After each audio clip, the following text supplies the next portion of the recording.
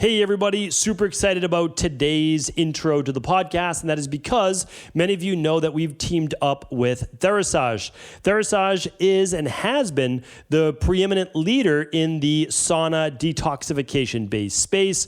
You know, I'm a huge advocate of their Thera 360. I've talked about their tri-light red light therapy and their negative ion generators.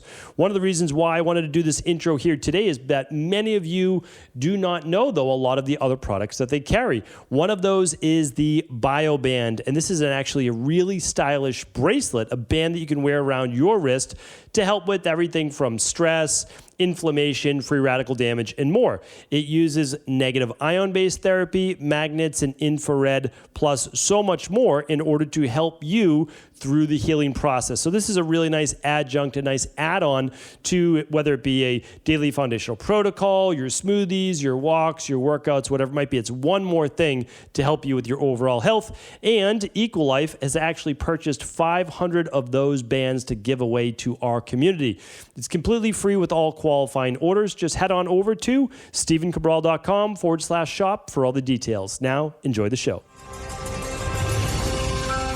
Welcome to the Cabral Concept, where board-certified naturopath and integrative health practitioner Dr. Stephen Cabral shares how he was diagnosed at the age of 17 with a life-altering illness and given no hope for recovery. It was only after studying and traveling all over the world did he discover how to combine ancient Ayurvedic healing practices with state-of-the-art naturopathic and functional medicine to fully rebalance the body and re-energize it with life. It's time to discover how to get well, lose weight, and finally feel alive again. And now, here's your host, Dr. Stephen Cabral.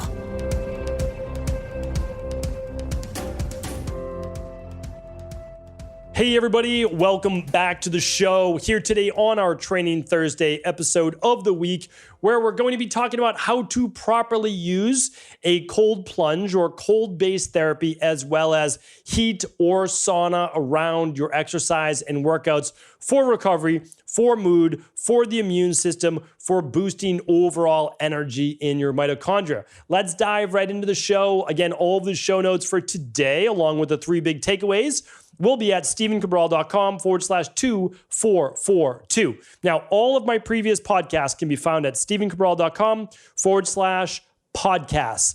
There are 2,441 previous podcasts that can be searched with a little search box, and can actually check out previous shows on cold versus heat, which one is best for what individual. I'm not going to go too big into that today, but just always remember that when everyone's out there telling you that, oh, you have to be using cold-based therapy, you just want to say, oh, do I?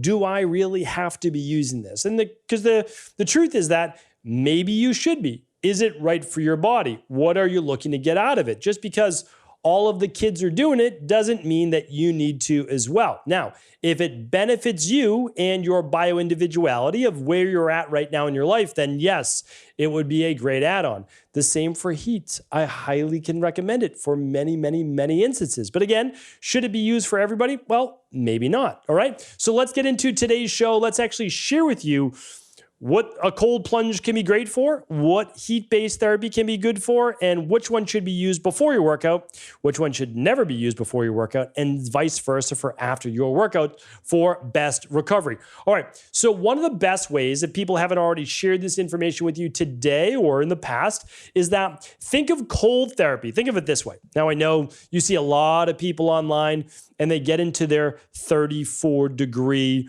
cold plunge, very stoic, no emotion. They take one breath in and they just slide right in as if it's nothing. Yeah. Okay, there are those people out there, and they're amazing actors. And I think that's incredible for social media. 55 degrees is cold. 45 degrees is really cold. 34 degrees, some of these go down to freezing. 32 degrees is really cold. To get the benefits of cold therapy, you can get the benefits of cold therapy if it feels cold to you, right? So I just want to share that with you. 56 degrees has been used for many, many years as cold-based therapy. That's still okay to use. Like you might get that out of like your shower or something like that. You can use your shower. It doesn't work as effectively. I'm going to link this podcast up as well. Again, all the show note links, so I don't keep naming the URL, is stevencabral.com/2442. I have another show on what's best: cold shower, or cryotherapy, or cold plunge or your bathtub, right? Cold therapy there. Okay. So regardless, this is how I want you to think about it. Cold therapy is stimulating to the body, right? When you get in, like the whole point of me sharing that, like when you get in, you're like, oh, wow, that's cold, right? But your goal is to actually control the autonomic nervous system. As hard as it may be, you don't want that big stress response. Your body, though, is stimulated by that freezing cold, by that cold when you get in. So what happens? Well, you actually get a surge of norepinephrine, of adrenaline, potentially cortisol. You begin to help immunomodulate. It can actually be an immune booster as needed. So there can be a lot of benefit there. It can produce more dopamine, which can be incredibly powerful for a lot of people feeling low mood, right? So it can give you that boost and endorphins, almost like going for a sprint or doing a workout. So it can be really beneficial in terms of stimulating the body and mind. It can also help to tighten the skin. Not a bad little benefit there as well. Reduce inflammatory-based issues on the skin and potentially in the body as well. And one of the things that it's potentially been shown to help with is actually hair loss as well. So big benefits to doing cold-based therapy. We'll share with you when to do it and when not to do it. All right.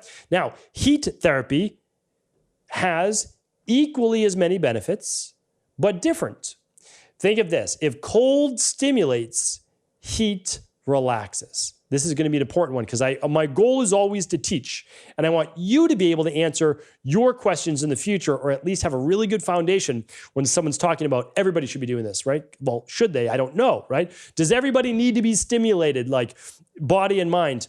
Well, if you're full of anxiety, you already produce lots of dopamine, you already produce lots of stress hormones, should you be doing cold plunge? I'll let you decide that for you. Because if you can't control that relaxation response, maybe not. But again, I'll let you decide on that. All right. Now, what about for heat? Well, heat relaxes. So it relaxes the muscles instead of stimulates them. So it relaxes those muscles. No shivering. Relax. Okay. What it does is it alleviates overall tension and anxiety in the body.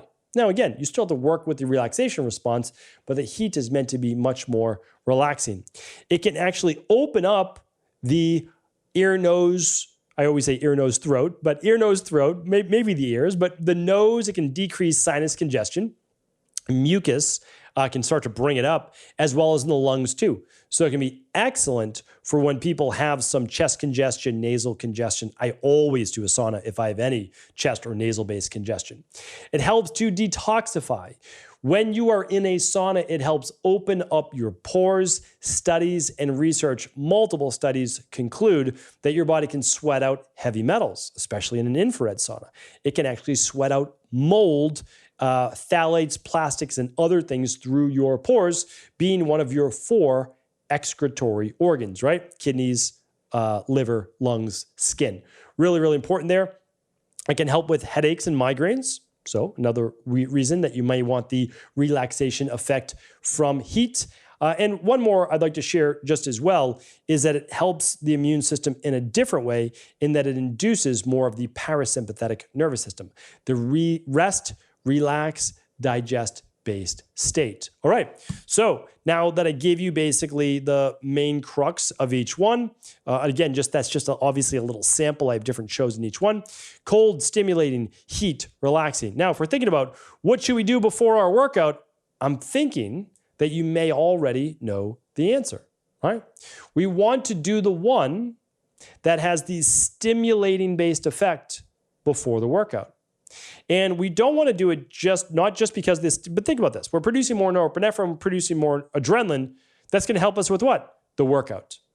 Do we want to be stimulated when we're looking to recover after the workout? The answer is no. But one other thing I want to share with you is this. The massive anti-inflammatory cold effect after the workout, where I know a lot of athletes have done it for many, many years, is not necessarily as great directly after the workout, because if there's any breakdown in muscle tissue of the body actually should have some inflammation in order to better start the repair cycle. Inflammation is a response of the repair cycle. right? Something broke down, tissue destruction during a weight workout, sprints, etc. The body then goes to do what? Repair the broken down tissue. Inflammation occurs from the repair as well as the breakdown. Cold can actually decrease that inflammatory response, and that's not necessarily a good thing. So, really important to keep that in mind. But here's what I also want to share with you, is that heat after the workout is almost like going for a stretch. Like a lot of people say, oh, there's no need to stretch after your workout because you can get pliability and mobility during the exercise that you do. I don't necessarily disagree with that. I don't disagree at all. You can stretch after your workout, not stretch after your workout, but stretching after your workout also does something else that's often forgotten because, in our Western-based philosophy, we like to use this reductionist approach, which is like, well, there's no need to stretch if you do this, this, and this. Okay, got it. For the sake of stretching, right? For proprioceptive neuromuscular facilitation of elongating the muscle spindles. I get it, right? I've read the research and science on it. But here's what is often overlooked in our Western reductionist approach, is that stretching also calms the nervous system. And by calming the nervous system, we induce the parasympathetic nervous system, autonomic nervous system response. That relaxes the body, which helps facilitate faster recovery. And so sauna helps induce that as well. That's why it's so remarkable. I talked about my 30-minute biohacking routine, and I'll often do my stretching while I'm using my binaural beats and my meditation during my sauna. And again, I can link up that show too. I believe it was just last week, episode 2435. So what I want to share with you is this. Your cold plunge, your cold bath, your cryo, your cold shower should be done the first half of the day, not before bed. I know it helps some people with sleep. I'm not discounting that. I think those people are more advanced. They're able to really control their relaxation response. Fantastic. Again, when you're an expert, you get to actually break some rules. But we're talking about general population. That's one thing I always like to share with practitioners. I know there's a lot of practitioners listening to the show. Let's not always just think about where we're at. We've been doing this for many years. We may have a different knowledge base. We want to share what would be best for the majority of people and then allow people to ascend up the ladder as they get more experience. And then we can teach different levels to that too, right? So I think that's important as well. All right, so that cold contrast shower, right? Hot, cold, end with cold in the morning. If you want to do that, you're welcome to. If you want to, you know what? Why don't I do that? I'll do a podcast on the best way to do contrast showers. We'll do that maybe even next week. And, or I should say this, if you're going to do your cold plunge, whether it's before a workout or before a run, you can actually do it before your workout. All right. That is a nice way to do it. Now, there may be more limitations in flexibility and mobility.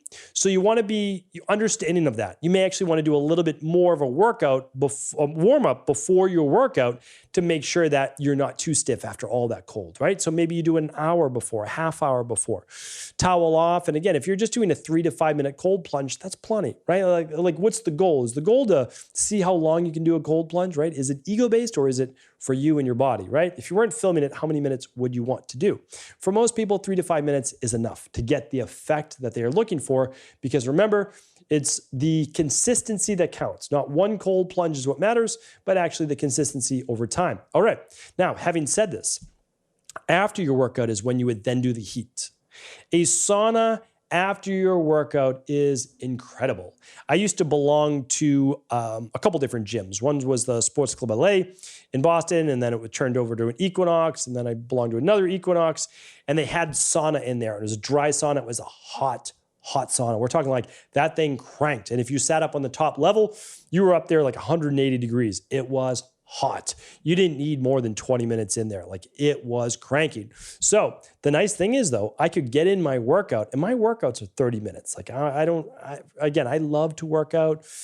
I love to work out maybe even more than I should, right? Because again, we have to balance inflammation in our bodies, but I would go in there and like half the time I was in the gym, it wasn't totally half, but like 50% of the time I was in the sauna, right? I was in there for a good 20 minutes and I loved it. It was a great way to right away begin to recover. Now, I don't go to Equinox Gym, don't even have access there. After the pandemic, I was like, all right, I'm good. I'm going to set up my own at-home workouts and all that jazz.